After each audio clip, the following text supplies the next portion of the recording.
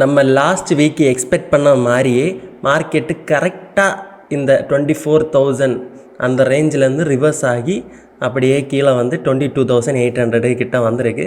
So இதில் வந்து ஒரு மைனர் சப்போர்ட் எடுத்திருக்கு.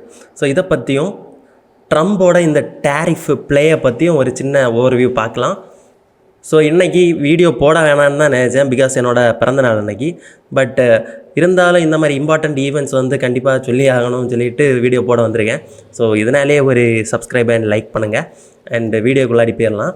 ஸோ இப்போ வந்து நிஃப்டியை பார்க்கும்போது லாஸ்ட்டாக ஒரு டவுன் ட்ரெண்ட் ஃபார்ம் ஆகிட்டு இருந்துச்சு. ஸோ அந்த டைமில் ஒரு நல்ல ரிவர்சல் கொடுத்துருந்துச்சு.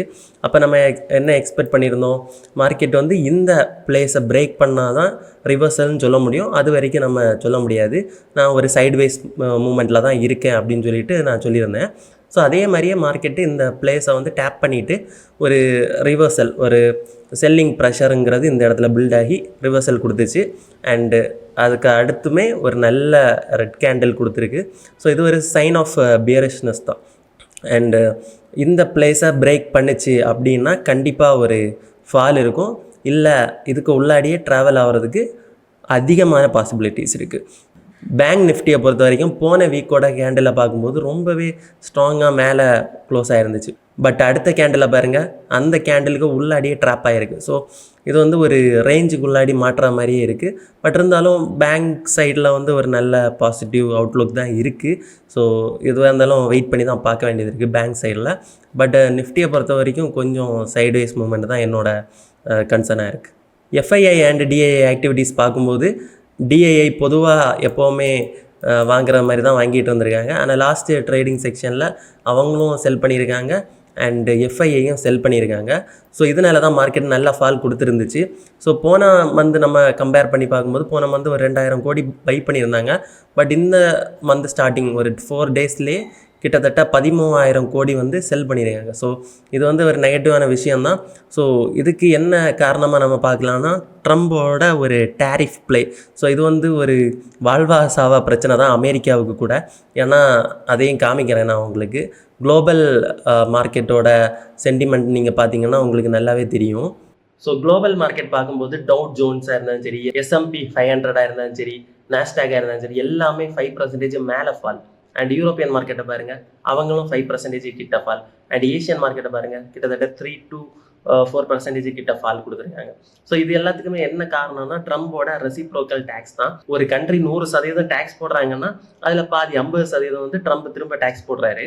இதனால அவங்க நாட்டுக்குள்ளாடி வரக்கூடிய பொருட்களோட விலை வந்து அதிகமாகும். இதனால யூஎஸ்க்கு தான் இது அதிகமான பாதிப்பு. ஸோ ட்ரம்ப் இதை என்ன பிளே பண்ணுறாரு அப்படிங்கிறத ஃபுல்லாக தெரிஞ்சுக்கணும்னா ஒரு வீடியோ வந்துக்கிட்டே இருக்குது. டீட்டெயிலாக ட்ரம்ப் எதை பிளான் பண்ணி பண்ணுறாரு, அது வந்து அவருக்கு சாதகம் முடியுமா இல்லை ஆப்போசிட்டாக முடியுமாங்கிறத நம்ம அந்த வீடியோவில் பார்க்கலாம். ஆனால் ட்ரம்ப் இதில் என்ன சொல்கிறாருன்னா, ஸ்டாக் மார்க்கெட் ஃபால் ஆகிறது வந்து நோ இஷ்யூஸு, கொஞ்சம் கொஞ்சம் ப்ரைஸ் வந்து ட்ராப் ஆகுது, அந்த மாதிரியெல்லாம் பேசிகிட்டு இருக்காரு. அதை தாண்டி முக்கியமாக ஒரு விஷயம் சொன்னார், இது வந்து எங்களோட எக்கனாமியில் நாங்கள் நடத்தின ஒரு சின்ன ஆப்ரேஷன். இந்த ஆப்ரேஷனால் ஷார்ட் டேர்மில் ஒரு இம்பேக்ட் இருக்கும், ஆனால் லாங் டேர்மில் வந்து பேஷண்ட்டு ரெக்கவர் ஆகிற மாதிரி எங்களோட கண்ட்ரியும் ரெக்கவர் ஆகும் அப்படின்னு சொல்லிட்டு இருக்காரு. ஸோ இதோட ஃபுல் டீட்டெயில்ஸ் வந்து நான் அந்த வீடியோவில் எக்ஸ்பிளைன் பண்ணுறேன். அதை மிஸ் பண்ணக்கூடாதுன்னா மறக்காமல் சப்ஸ்கிரைப் பண்ணி வச்சுக்கோங்க. ஸோ ஓவராலாக நெகட்டிவ் இம்பேக்ட் இருக்கிறதுனால மார்க்கெட் இப்போ எப்படி சப்போர்ட் அண்ட் ரெசிஸ்டன்ஸ் எடுக்கணும்னு நம்ம பார்க்கலாம். ஃபர்ஸ்ட் வந்து நிஃப்டியோட சப்போர்ட் பார்த்தீங்கன்னா இமிடியேட்டாக இப்போ இருக்கிற சப்போர்ட் வந்து 22,850. ஸோ இதே வந்து ஒரு சப்போர்ட் ஆச்சுவாங்க. அண்ட் இது வந்து ஆல்ரெடி நம்ம சொன்ன மாதிரி ஒரு சோன், இந்த சோனுக்குள்ளாடி எங்கே ஆனாலும் சப்போர்ட் எடுக்கலாம். அண்ட் லாஸ்ட்டாக நீங்கள் பார்த்தீங்கன்னா 22,000, இந்த 22,000 லெவல் ரொம்ப குரூஷியலான லெவல். ஏன்னா 2 times இங்கே வந்து நல்லாவே சப்போர்ட் கொடுத்துருக்கு. அண்ட் இங்கே ஒரு சோனாவும் இங்கே ஒரு சப்போர்ட் கொடுத்துருக்கு. ஸோ அதனால இது பிரேக் ஆச்சுன்னா கண்டிப்பாக மார்க்கெட்டு அகெயின் 21,500 அண்டு 20,500 கிட்ட வரைக்கும் போகிறதுக்கு அதிகமான வாய்ப்பு இருக்குது. ஆனால் அதுவே இங்கேருந்து எங்கேயாவது சப்போர்ட் எடுத்து நான் சொன்ன மாதிரி லாஸ்ட்டாக 23,800 இந்த லெவலில் பிரேக் பண்ணி 24,000 பிரேக் பண்ணி மேலே போச்சுன்னா மார்க்கெட் ரிவர்ஸ் ஆச்சுன்னு அர்த்தம். அதே இது இதுக்கு உள்ளாடியே இருந்துச்சுன்னா ஒரு சைட்வேஸ் தான். ஸோ என்னோட எக்ஸ்பெக்டேஷன் சைட்வேஸ் தான். ஆனால் ஒரு வேளை மார்க்கெட் சென்டிமெண்ட் மோசமாக இருக்கிற பட்சத்தில் 22 பிரேக் பண்ணிச்சுன்னா நல்லாவே கீழே போகிறதுக்கான வாய்ப்பு இருக்குது. ஸோ சப்போர்ட் அண்ட் ரெசிஸ்டன்ஸ் வந்து நோட் பண்ணிக்கோங்க. அண்ட் பேங்க் நிஃப்டியில் பார்க்கும்போது ப்ரீவியஸாக சொன்னால் அதே கான்செப்ட் தான். ஏன்னா சேம் ஏரியாவில் தான் கேண்டில் ஸ்டக் ஆகிருக்கு.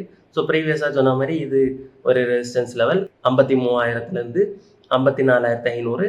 அண்டு கீழே பார்த்தீங்கன்னா இந்த பேஸ், இந்த கேண்டிலோட பேஸ் வந்து ஒரு நல்லாவே சப்போர்ட் கொடுக்கும் 48,200. அண்ட் அதே கீழே பார்த்தீங்கன்னா இந்த ஜோனுக்குள்ளே எங்கே வேணாலும் சப்போர்ட் எடுக்கலாம். ஸோ இதான் வந்து Nifty and bank Nifty. And next trading section market எப்படி இருக்கும்னு சொல்லிட்டு சிபிஆர் வச்சு ஒரு அனாலிசிஸ் பண்ணிடலாம். ஸோ இந்த சிபிஆர் அனாலிசிஸ் ஒர்க் ஆகுமா அப்படின்னு கேட்குறவங்களுக்கு லாஸ்ட் வீக் வீடியோ பார்த்தவங்களுக்கு நல்லாவே தெரியும். இந்த சிபிஆரை நான் காமிச்சிருந்தேன். அதாவது ஒவ்வொரு சிபிஆருக்குள்ளே இன்னொரு சிபிஆர் வருது. ஸோ இது ஒரு சைன் ஆஃப் ஒரு ட்ரெண்டிங் டேக்கு ஒரு சைன் தான். Either upside or downside market fall ஆகும், இல்லைன்னா ரைஸ் ஆகும் அப்படின்னு சொல்லியிருந்தேன். ஸோ பார்த்தீங்கன்னா நல்லாவே தெரியும், அந்த சிபிஆர் லெவலில் இருந்தே மார்க்கெட் செம்ம ஃபால் அண்டு கிராஜுவலாக இங்கே வரையும் ஃபால் ஆயிருந்துச்சு. அண்ட் அகெயின் இந்த மாதிரி இன்வெர்டு சிபிஆர் வந்துருந்துச்சு. ஸோ அகெயின் பார்த்தீங்கன்னா சேம் ஃபால். ஸோ இதை வந்து ஒரு மார்க்கெட்டில் ஹிஸ்ட்ரி ரிப்போர்ட்ஸ்ன்னு சொல்லுவாங்கல்ல, ஸோ அதேமாதிரி தான் மண்டேயோட சிபிஆர் லெவலில் நம்ம பார்க்கலாம். அதுக்கு வந்து டுமாரோ சிபிஆரை செலக்ட் பண்ணுறேன். செலக்ட் பண்ணிட்டு பார்க்கும்போது இது மண்டேயோட சிபிஆர். ஸோ இப்போ பார்த்தீங்கன்னா லாஸ்ட்டாக இது ஒரு அவுட்லைனை எடுத்து பார்த்தீங்கன்னா எல்லாம் தெரியும். ஹையர் ஹைஸ் போகிறப்ப சிபிஆர் மேலே போகும், லோவர் லோ போகிறப்ப சிபிஆர் கீழே வரும். பட் இங்கே ஒரு சைட்வேஸ், இங்கே ஒரு சைட்வேஸ் அண்ட் இங்கேயும் ஒரு ஒயிட் சிபிஆர். ஸோ இதே மாதிரி ஒரு பேட்டர்ன் திரும்பவும் ஃபார்ம் ஆகலாம். ஸோ இதே மாதிரியே இன்வெர்ஸ் சிபிஆர் அடுத்து ஃபார்ம் ஆகலாம். அடுத்து வந்து அகெயின் ஒரு இன்வெர்ஸ் சிபிஆர் ஃபார்ம் ஆகலாம். ஸோ அங்கேருந்து திரும்பவும் ஃபால் ஆகலாம். பட் என்ன மேட்டர்னா, நேற்றைக்கு யூஎஸ் மார்க்கெட் ரொம்ப ஃபால் ஆயிருந்துச்சு 5%. ஸோ இதே அவுட்லுக் வந்து மண்டே வந்து கண்டினியூ ஆச்சுன்னா கண்டிப்பாக மார்க்கெட் வந்து கேப் டவுனில் தான் ஓப்பன் ஆகும். ஸோ 5% அங்கே ஃபால் ஆயிருக்கு. ஏஷியன் மார்க்கெட் 2-3% ஃபால் ஆயிருக்குன்னா அட்லீஸ்ட் மார்க்கெட் இங்கேயாவது ஓப்பன் ஆகணும். இங்கேனா எந்த லெவல் 22,600 அந்த லெவல்லையாவது ஓப்பன் ஆகணும். ஸோ அப்படி ஓப்பன் ஆகிற பட்சத்தில் கண்டிப்பாக இந்த சிபிஆருங்கிறது வேலிட் இல்லாமல் போகும். இது வந்து ஒரு வெர்ஜின் சிபிஆராக மாறிடும். ஸோ இந்த வெர்ஜின் சிபிஆரை டேப் பண்ணுறதுக்கு மார்க்கெட் முயற்சி பண்ணும். அது வந்து எப்போவுமே நடக்கிறது தான். ஸோ சப்போஸ் மார்க்கெட் வந்து கீழே ஓப்பன் ஆச்சு, மண்டே ஓரளவுக்கு பாசிட்டிவாக இருக்குன்னா கண்டிப்பாக மார்க்கெட்டு மேலே வந்து இந்த சிபிஆரை டச் பண்ணுறதுக்கு வாய்ப்பு இருக்குது, கேப் டவுன் ஆச்சுன்னா. ஸோ இதை வந்து நல்லாவே நோட் பண்ணிக்கோங்க. ஒருவேளை இது நடந்துச்சுன்னா தேங்க் மீ லைட்டர். ஸோ ஸ்டாக்ஸை பற்றி பார்த்தீங்கன்னா இப்போதைக்கு எனக்கு எந்த கமெண்ட்ஸும் ஸ்டாக்ஸை பற்றி இல்லை. 1 வீக் கூட வெயிட் பண்ணி இது வந்து செட்டில் டவுன் ஆகட்டும். அதுக்கப்புறம் நம்ம ஸ்டாக் அனாலிசிஸ் பண்ணலாம் அண்ட் முக்கியமான ஸ்டாக்ஸ் எல்லாம் பிக் பண்ணலாம். ஸோ இப்போதைக்கு உங்களுக்கு எல்லாமே தெரிஞ்சிருக்கும்னு நினைக்கிறேன். ஸோ இதை தாண்டி ஸ்டாக் மார்க்கெட் பற்றி ஃபுல்லாக கற்றுக்கணும்னா நம்மளோட ஸ்டாக் மார்க்கெட் கோர்ஸை வந்து வெப்சைட்டில் கொடுத்துருக்கேன். ஸோ லிங்க் வந்து டிஸ்கிரிப்ஷனில் இருக்குது, அதை பார்த்து நீங்கள் கற்றுக்கோங்க. அண்ட் உங்களுக்கு இன்சூரன்ஸ் ஏதாவது தேவைப்பட்டுச்சுன்னா அதுக்கான லிங்க்கும் வந்து டிஸ்கிரிப்ஷனில் இருக்குது, கிளிக் பண்ணி நீங்கள் யூஸ் பண்ணிக்கோங்க. நெக்ஸ்ட் வீடியோவில் பார்க்கலாம். பாய்.